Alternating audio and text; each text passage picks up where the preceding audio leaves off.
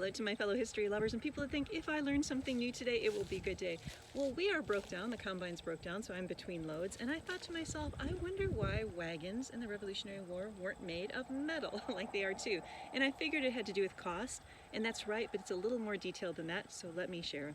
So metal, steel like this, was actually controlled by Britain. They didn't want the colonies producing steel, so basically they said to the colonies, you can produce what's called pig iron, which is the raw material, but as far as finished iron, steel, that could only be done in Britain because of course the margins were higher with the finished product. They just wanted the raw materials from the colonies, and then they would get the sort of higher end finished materials to send out.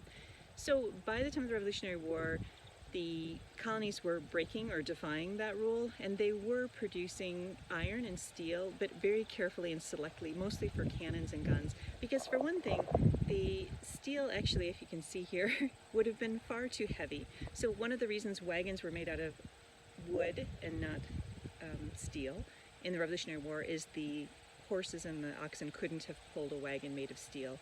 But also because it's so expensive, they're just using it in important parts. So if this was, you can't see if it were, I should say, a wagon that was made of wood, certain joints would be connected with metal, but most of it's going to be wood. And the same with the tire. Now, of course, we have our fabulous big old Firestone tires, but at the time, the tires at certain parts of the spoke and joints would be made of metal. Anyway, that's a little bit of history. I'm hoping the combine is up and going soon, but thanks for letting me share a little bit of Revolutionary War history.